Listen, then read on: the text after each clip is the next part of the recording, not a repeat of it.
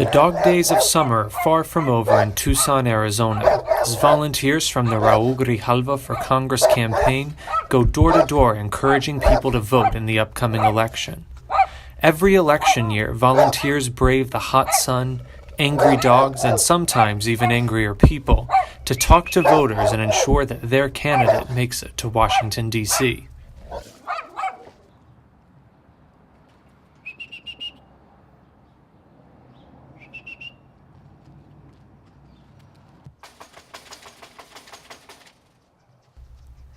Ana is a volunteer who now lives in Washington, but is returned home to Tucson to engage potential voters. That's what we do this weekend, is to remind folks that there's an election on Tuesday and for them to get to the polls.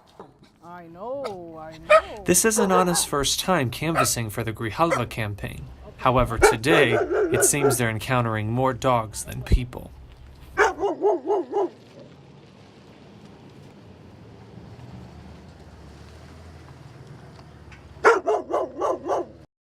Every campaign, somebody gets bitten.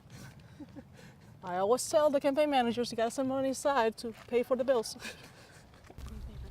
House after house yields no response, but finally, she meets a potential voter who voices her frustration with the current state of American politics, including the behavior of President Trump. Pues sí. Pues estamos tratando de hacerlo más arriba y más arriba. Bueno, sí. Sí, y ¿por qué no les dice que si no votan? Tucson is just 60 miles from the U.S.-Mexico border. With the president's calls to build a border wall and the separation of immigrant children from their parents at the border, frustration with Trump runs high in this heavily Latino district, making it an important territory for potential Democratic voters. Raul Grijalva, the incumbent congressman of Arizona's 3rd Congressional District, has represented this area for almost 16 years and is counting on canvassers like Ana to help engage voters and motivate them to head to the polls on Election Day. You have to go. Good. I'm glad you know you have to go vote at the precinct. So that's. As Ana and other canvassers return to campaign headquarters, campaign manager Nate is on site to provide an orientation on canvassing to new volunteers who are spreading out across Tucson later this afternoon to knock on doors. Hey, how's it going? Cool. So I'll give you guys a brief training. Ken's done this before, so he knows the gig. I'll let him explain everything to you before, because we got a lot of folks. But the important things, the new things, are that the people who are highlighted in blue have already voted. So if the whole household, each green bar represents a household, so if the whole household has already voted, we can go ahead and skip them. Let's do Precinct 25. Volunteers are from across the city of Tucson, and for many, campaigning is like a small family. All are here to help out Raul Grijalva, who appears at campaign headquarters to offer some words of encouragement. I'm very appreciative. It's real consequential. Every day you see, read, get crazy over watching the news, reading something in the paper that just continues to jeopardize all of us and offend everybody.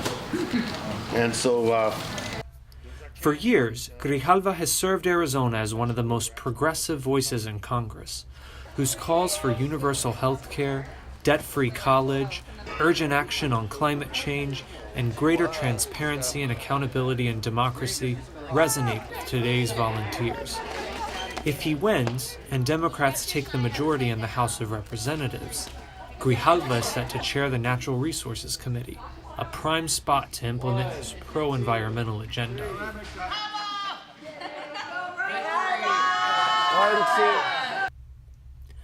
As another group heads out to knock doors, some volunteers remain behind to call potential voters, a practice known as phone banking.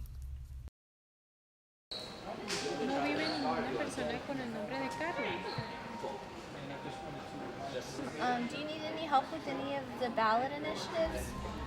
Volunteers remind voters of their polling location for Election Day and answer questions on the policy platforms of the Grijalva campaign. 408 no. and 463 yes.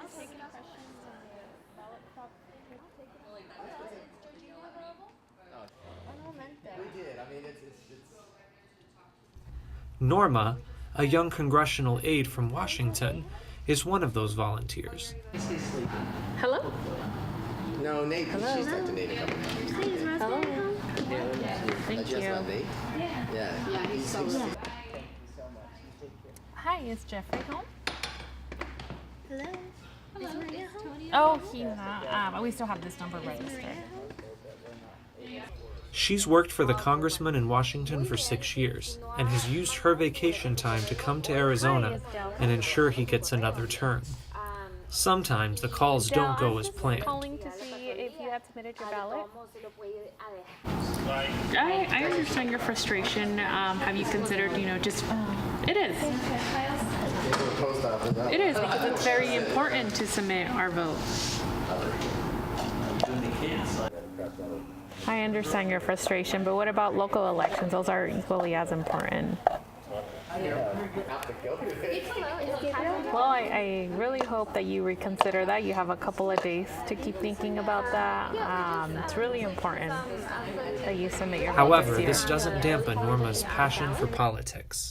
I really want to ensure that we re-elect politicians who understand the needs of the community and ensure that they continue to advocate on behalf of these people locally, but also in Washington, D.C. Volunteers like Norma, Anna, and Nate are the backbone of any congressional campaign. And on election night, they are among the crowd gathered at Grijalva headquarters, eagerly awaiting the results.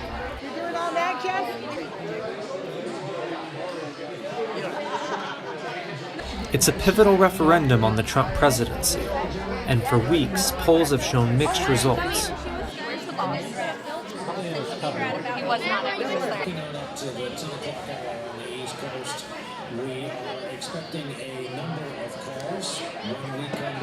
Democrats like Grijalva are eager to take back the House and hold the Trump administration accountable for its actions. As the returns roll in from the East Coast, it looks like it's going to be a big night for Democrats, as MSNBC announces that Democrats have taken control of the House of Representatives.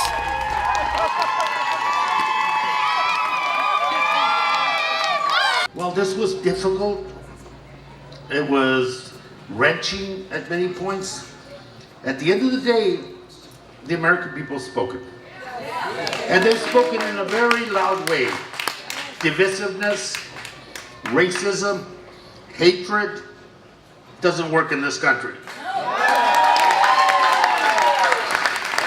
What works in this country is ideas, a commitment to making the lives of each other better. And what works in this country is a sense of decency and tolerance. Once again, a host of volunteers and a compelling candidate pulled off a landslide victory. Raul Grijalva returns to Washington, only this time with a chairman's gavel.